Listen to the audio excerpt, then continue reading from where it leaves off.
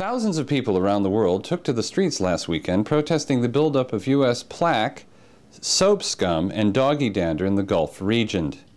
In Paris, protesters shouted, "Eat Bush!" Russians chanted, "Capitalist pigs, send more cigs," and signs read, "Drink Stoli and send more blood jeans." We take you now to Laura Valdivia in Jerusalem. Laura, can you give us a sense of what the mood is in Israel, the occupied territories, and the other regions? Well, Michael, sources in Cairo today said they witnessed protesters tossing their children's toy guns into the trash can to demonstrate their contempt for innocent, fun-loving child's play. Here in Jerusalem, Israeli peace activists joined Palestinian counterparts in a partnership to protest violence in all of its manifestations. Is this an indicator that the peace movement in Israel and the occupied territories may finally be gaining legs? Optimists are bolstered by the numbers, Michael. There were a total of 6 Israeli and 5 Palestinian protesters, according to official estimates. However, tensions at the peace rally mounted when Yasser Arafat's Palestinian Authority countered that there were in fact 6 Palestinian protesters, not 5.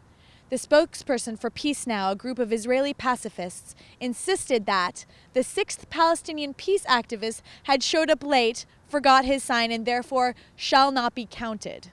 What a complex situation. I understand you have the Reverend Jesse Jackson with you now. What in the name of Christ is he doing there? Good question, Michael. Reverend, why are you always sticking your nose into other people's business? I'm here in Jerusalem to emphasize minds over missiles, negotiation over confrontation, coexistence over co-annihilations, brains not bombs, stop conflict and terrorism, don't spread it. Michael, can you decipher any of this? What should I do? Your call, Laura.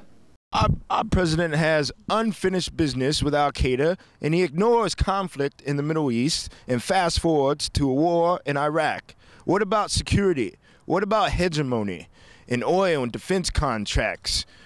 Who stands to benefit from the budget deficit that spirals out of control? We deserve better. I have no idea what you're talking about. Now please give me back my microphone. Michael? Michael? In addition to the aforementioned rallies and others organized around the world, Answer organized 220 peace rallies across the United States. The largest turnouts were seen in Washington, D.C., and a favorite tourist destination, San Francisco's picturesque waterfront. Protesters enjoyed cracked crab, not cracked heads, ate French bread, not Bush, and drank delicious beer brewed from a local microbrewery.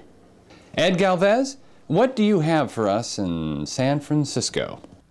It was right here in Ghirardelli Square where I enjoyed fresh chocolate last weekend from the world-famous Ghirardelli Chocolate Factory. Then Mara Verhaden-Hillard, spokesperson for Answer, brought me down.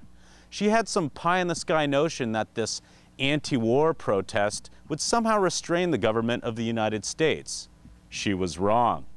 Colin Powell addressed the UN last Monday on behalf of President George Bush, building a case for war. With Resolution 1441, I'm pleased that it was President Bush who brought this situation to the attention of the Council in the most forceful way, and we must not shrink from our duties and our responsibilities.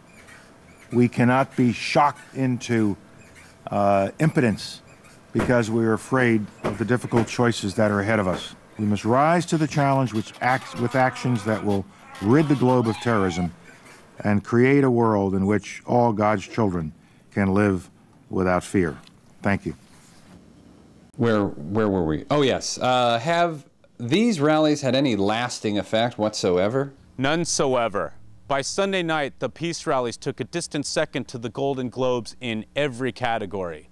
To add insult to injury, those filthy hippies collectively topped Joan Rivers' worst dressed list. Michael, it was a bitter pill to swallow. Others topping the worst dressed list were the London Bobbies, Osama bin Laden and posse, and the entire Russian cabinet. It looks like some die-hard protesters in San Francisco can't get the hint. Go get a job, you dorks. Hell no, we won't go. Hell no, we won't. Good grief. Well, I'm off to enjoy the superior dining and renowned alternative nightlife here in San Francisco. Back to you, Michael. Well, don't catch anything. You know, that caps tonight's news. All there is left to say is good night and good news.